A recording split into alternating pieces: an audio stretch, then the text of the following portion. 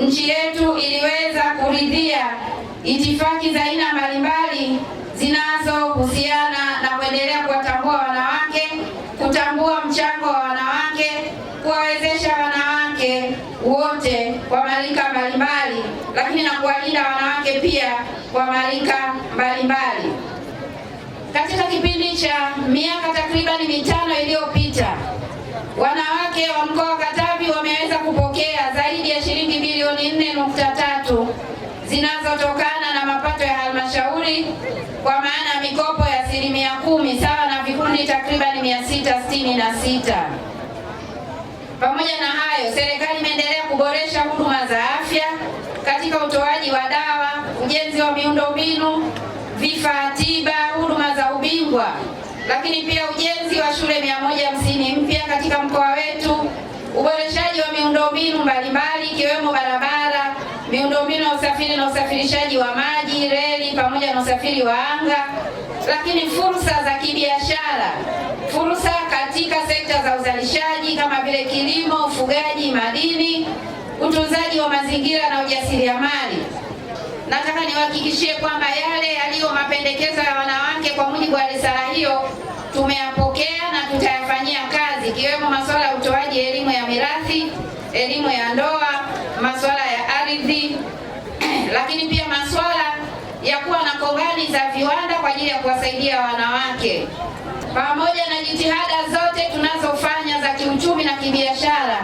tusisahau wajibu wa kuwalea watoto wetu na familia zetu, watoto wetu wa kike na wa kiume kwa usawa na kwa kuwaonyesha maadili mema na mifano bora, ili tuweze kujenga taifa jema lenye maadili na taifa linalojali utu na uzalendo.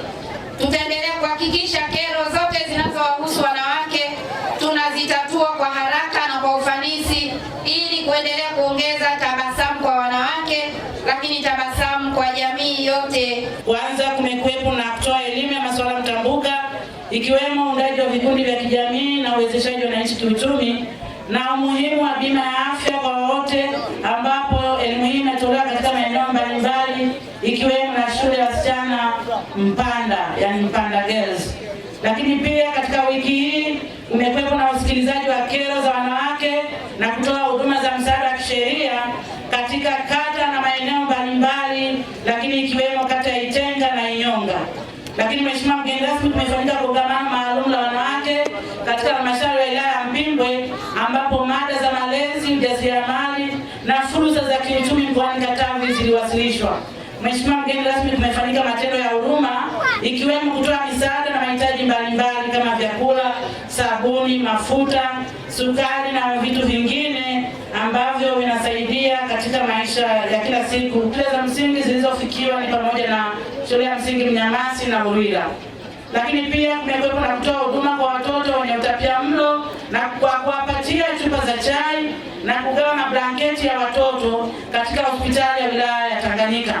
Kwa upande wa halmashauri ya Nsimbo pia wametoa vifaa vya kujifungulia kwa mama mjamzito wa mfano na mahitaji ya mtoto atakayezaliwa, ili aliyeanza kliniki mapema pindi tu alipojigundua kwamba ni mjamzito. Lakini kumekuwepo na kutoa msaada kwa kaya 3 zinazoongozwa na wanawake zilizokuwa kwenye mpango wa TASAF kwa kuwapa mahitaji maalum kama sukari, mafuta, sabuni na vitu vingine. Naomba nichukue fursa hii kuishukuru serikali ya Jamhuri ya Muungano wa Tanzania inayoongozwa na Mheshimiwa Rais Samia Suluhu Hassan kwa kurudisha mikopo ya 10% inayotokana na mapato ya ndani, ambapo 4% ya mapato ya ndani ya halmashauri kwa ajili ya kutoa mikopo kwa akina mama nchi nzima kwa mkoa wa Katavi. Agizo hizi limeendelea kutekelezwa kwa kiwango kikubwa.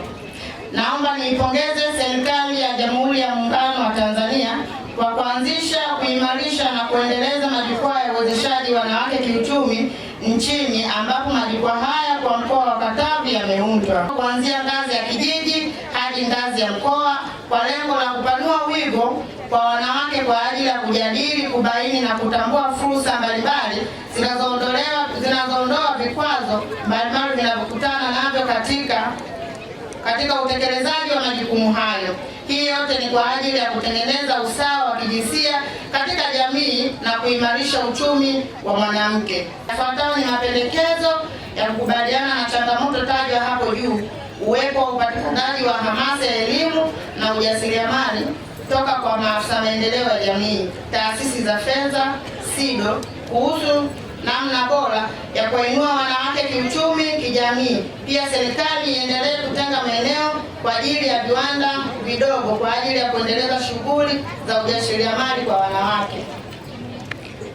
Tunaomba mamlaka ya vyombo mbalimbali kuendelea na juhudi za kuelimisha jamii katika kupambana na ukatili wa kijinsia, ukatili dhidi ya watoto na mfumo dume, ili kutoa nafasi kwa wanawake wengi katika vyombo vya maamuzi, kumiliki ardhi, kusomeshwa bila ubaguzi, kwani wanawake wanaweza endapo wanaume tutatambua juhudi zinazofanywa na wanawake katika harakati za maendeleo.